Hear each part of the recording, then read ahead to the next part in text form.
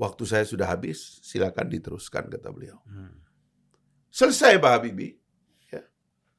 Dan kita menyesal, padahal ini orang dikasih waktu 1 tahun 7 bulan, dia beresin semuanya. Ekonomi diberesin, demokrasi kita fondasinya diletak. Dalam cuman 1 tahun 7 bulan, Bang. Setelah itu naiklah Gus Dur. Sebagai akibat dari ketegangan, poros tengah muncul, Gus Dur naik, Ibu Mega jadi wakil. Tidak terlalu bagus juga hubungannya. Bahkan sampai terakhir kan Gus Dur ngambek juga kan. Sama Pak Amin, sama Bu Mega. Ngambek terus tuh, diomelin terus sama beliau tuh. Yang dia nggak pernah omelin Pak Prabowo tuh. Yeah. Gus Dur ini sampai pernah bilang bahwa orang yang paling ikhlas hatinya untuk rakyat itu cuma Prabowo. Kata Gus Dur itu. Gus Dur, Bu Mega selesai, masuk Pak SBY. Tegang lagi Bang. Pecah lagi. Kan sampai hari ini kita tahu apa yang terjadi dengan Pak SBY dan Ibu Mega kan.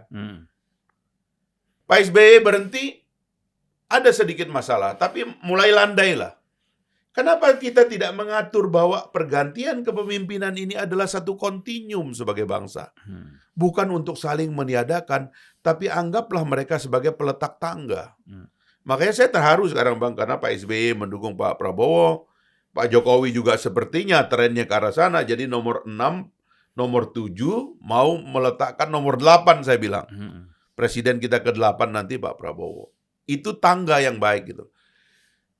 Kita kalau kembali ke situ Bang, akhirnya kita bisa berpikir lebih negarawan sedikit. Ini bukan soal orang per orang, tapi soal konsepsi kita meneruskan perjalanan. Ini di kanan Bang, pikiran rasional.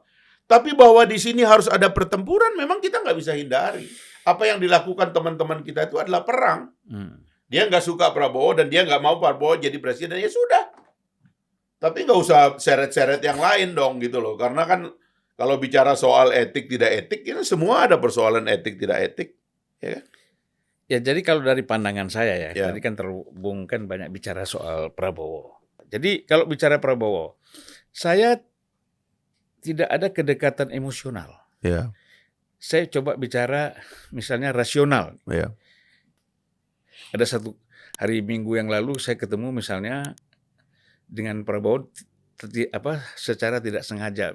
Ngobrol, saya duduk di sebelahnya, bicara cerita-cerita biasa kan. Nah saya melihat orang ini kalau mengenal Prabowo ini lebih dekat, saya kira dia akan lebih asyik. Lebih asyik ya, orangnya enak lah diajak bicara gitu. Itulah Bang. Kalau Bung Fahri pasti lebih dalam ya.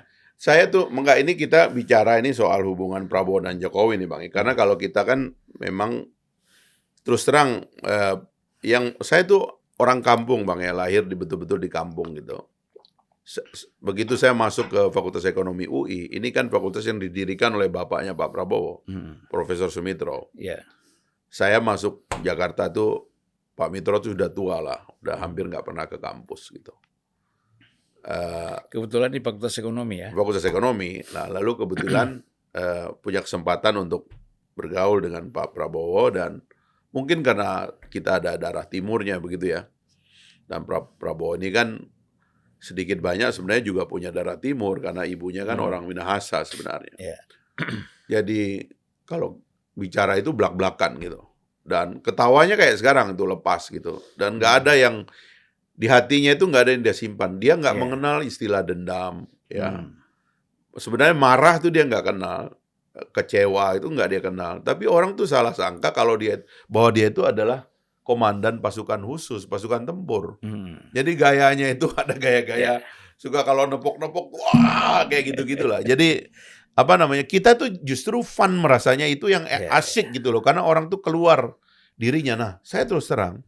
Pak Jokowi itu ada begitunya tuh. Saya lihat ya. Saya nggak tahu sih. Jadi misalnya saya kan kurang apa ngeritik Pak Jokowi.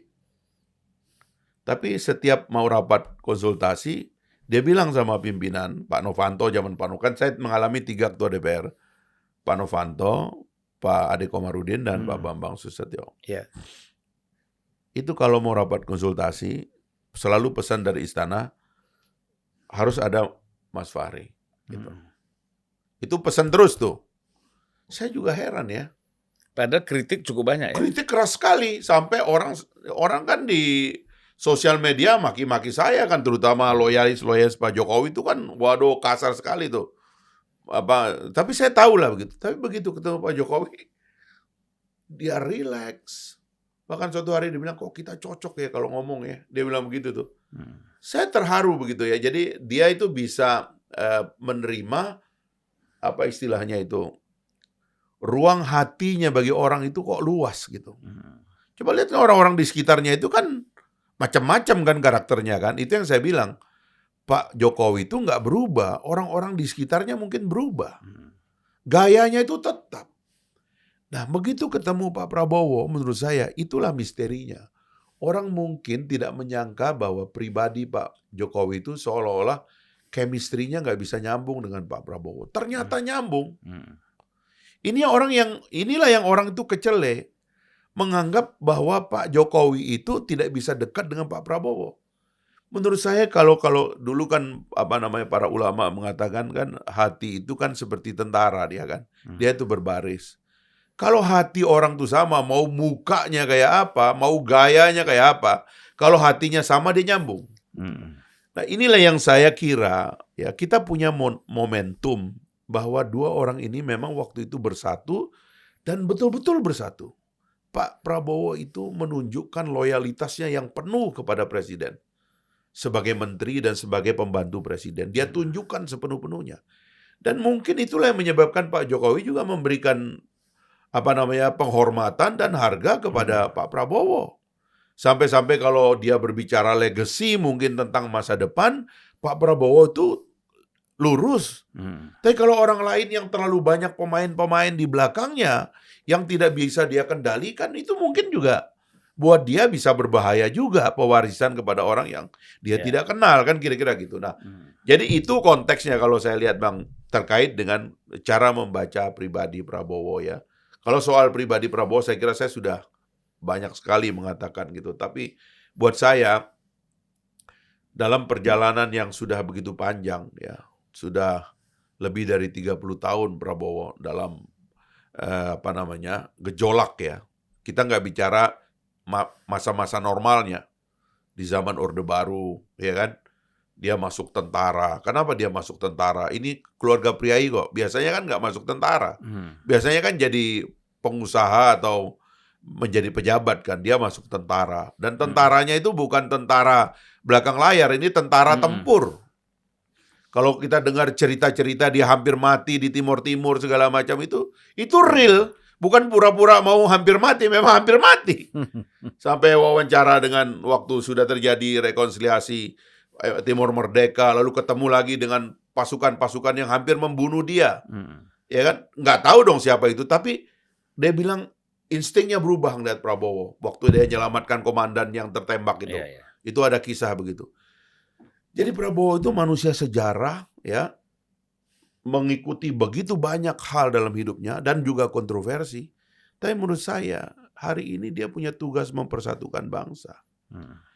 Karena itu kita memerlukan dia, karena dia nggak punya dendam, hatinya bersih, dia tidak punya target untuk mengganggu orang, segala macam. Yang dia pikirkan adalah bangsa ini harus makan cukup.